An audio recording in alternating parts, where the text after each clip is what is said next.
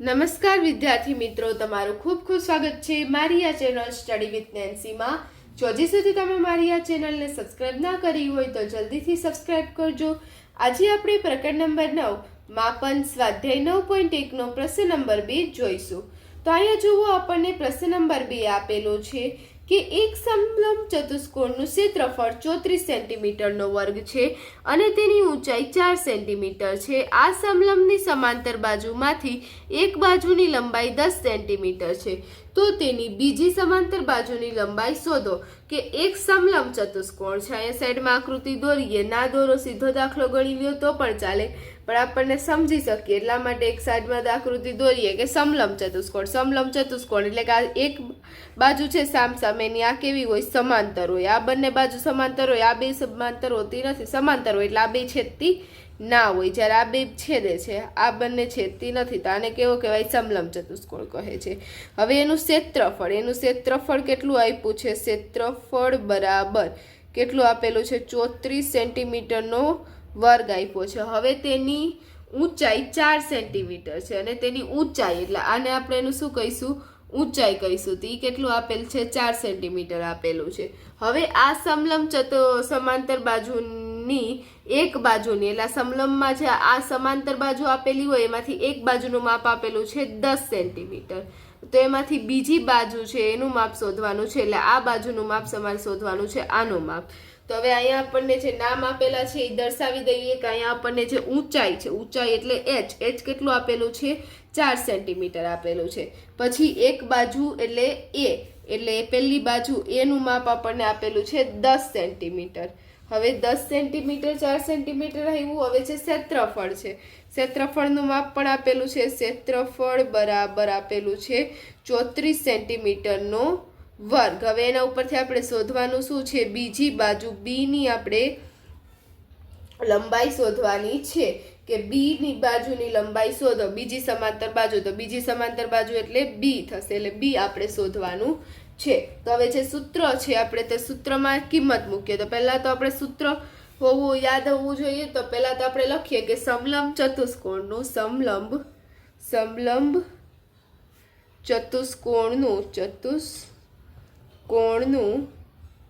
ક્ષેત્રફળ બરાબર તો સમલંબ ચતુષ્કોણનું ક્ષેત્રફળ, તો સમલંબ ચતુષ્કોણનું ક્ષેત્રફળ શું થાય? 34 સેન્ટીમીટરનો વર્ગ. હવે 34 સેન્ટીમીટરનો વર્ગ છે.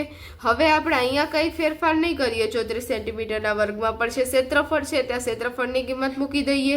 સમલંબ ચતુષ્કોણનું ક્ષેત્રફળ શું થાય? 1/2 ગુણ્યા 1/2 ગુણ્યા હવે જે ઊંચાઈ છે તે ઊંચાઈ ગુણ્યા હવે બંને બાજુઓનો સરવાળો એટલે a વત્તા b બરાબર કેટલા થાય? 34 સેન્ટીમીટરનો વર્ગ.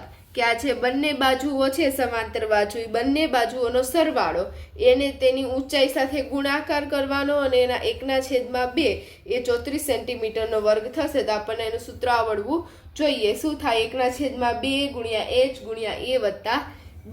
હવે આ જે સૂત્ર છે એમાં કિંમત મૂકી દેવાની. તો 1/2 ગુણ્યા h ની કિંમત કેટલી છે? 4 સેન્ટીમીટર ગુણ્યા 4 ગુણ્યા a વત્તા b, તો a કેટલા છે? 10 સેન્ટીમીટર. b આપણે શોધવાના છે એટલે વત્તા b બરાબર કેટલા થઈ જશે? 34 સેન્ટીમીટરનો વર્ગ.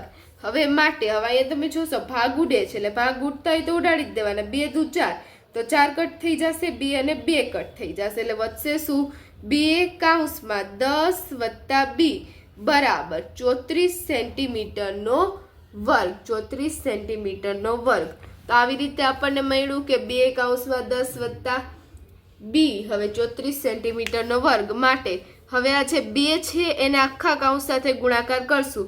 એટલે પેલા આના 2 ને આ કૌંસ સાથે ગુણાકાર કરવો હોય તો પેલા 2 ને 10 સાથે ગુણાકાર કરવાનો, પછી 2 ને b સાથે ગુણાકાર કરવાનો. 2 ગુણ્યા 10 કરીએ તો 10 દુ કેટલા થશે? 20 થશે.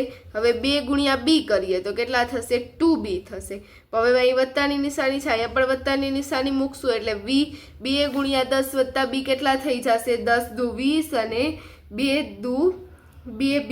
2 ગુણ્યા b એટલે 2b થઈ જશે બરાબર આપણને 34 કિંમત આપેલી છે. માટે હવે આપણે આ b ની કિંમત શોધવી છે. તો હવે b ની કિંમત શોધવી હોય તો શું કરવાનું કે આ બાજુના જે માપ છે બધા જ માપ છે એને બીજી બાજુ લઈ જવાના. આ જે 20 છે 2 છે અને બીજી બાજુ લઈ જશું તો સૌની પહેલાં તો આપણે આ જે 20 છે એને બીજી બાજુ લઈ જઈએ. તો હવે 20 ને બીજી બાજુ લઈ જઈએ એટલે શું થશે કે 20 અહીંયા 2b બરાબર 34 ઓછા 20. અહીંયા જે 20 હતા એ કેમાં હતા? સરવાળામાં હતા. હવે જ્યારે સંખ્યા બીજી બાજુ જાય એટલે શું થઈ જાય? એની બાદબાકી થઈ જાય. સંખ્યા બીજી બાજુ થઈ જાય વહી જશે એટલે શું થઈ જશે? બાદબાકી થઈ જાય. એટલે 34 ઓછા 20 થઈ જશે. સરવાળો હોય તો બાદબાકી જાય. જો -20 હોય તો +20 થઈ જશે. હોય એનું ઊંધું કરી દેવાનું. હવે 34 માંથી 20 જાય તો કેટલા વધશે? 14 વધશે. એટલે 2b બરાબર કેટલા મળશે? આપણને 14 મળશે. માટે હવે b ની કિંમત શોધવી છે. તો હવે b અને b બંને કેમાં છે? ગુણાકારમાં છે. એટલે 2 અને b બંને વચ્ચે કેનો સંબંધ છે? ગુણાકારનો સંબંધ છે. એટલે હવે આ b અને b ગુણાકારમાં છે. હવે b ની કિંમત શોધવી છે. તો હવે 2 ને બીજી બાજુ લઈ જઈએ. તો હવે 2 ને બીજી બાજુ લઈ જશો. અહીંયા ગુણાકાર છે, બીજી બાજુ જશે એટલે શું થઈ જશે?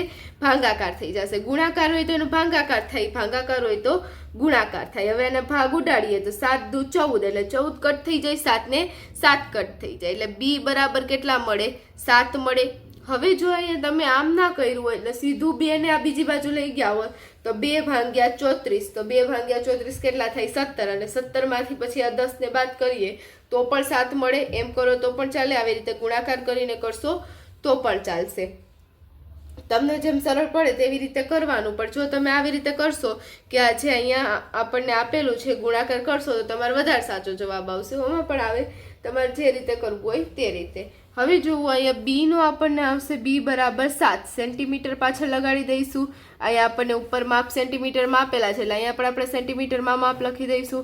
હવે આપણને જે વિગતો પૂછી હતી તે કે શું પૂછ્યું હતું કે સમાંતર સમલંબ ચતુષ્કોણની બાજુનું માપ 10 સેન્ટીમીટર છે, તેની બીજી બાજુની લંબાઈ શોધો. તો બીજી બાજુ એટલે આપણે b બતાવી હતી તો એટલે b ની લંબાઈ માટે જે ચતુષ્કોણની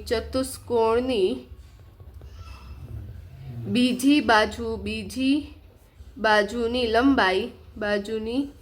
લંબાઈ કેટલી થશે? 7 સેન્ટીમીટર થશે. તો આ જોવો આપણને છે દાખલો હતો. આ કેટલો માપ મળશે આપણને? બીજી બાજુની લંબાઈનું 7 સેન્ટીમીટર. તો અહીં આપણો જે દાખલો છે તે પૂર્ણ થાય છે. એકદમ સરળ છે. સૂત્રમાં કિંમત મૂકીને જ ગોતવાનો છે. અને જો તમને દાખલામાં કંઈ ના સમજાણું હોય તો જરૂરથી કમેન્ટ લખજો. કોઈ પ્રશ્ન હોય તો પણ કમેન્ટ લખજો. અને અહીં આપણો જે દાખલા નંબર 2 હતો, સ્વાધ્યાય 9.1 નો બીજો દાખલો, તે પૂર્ણ થાય છે. અને જો તમને વિડીયો પસંદ આવ્યો હોય તો લાઈક શેર સબસ્ક્રાઈબ કરજો અને તમારા ફ્રેન્ડ્સને પણ વિડીયો જરૂરથી શેર કરજો. Thanks for watching.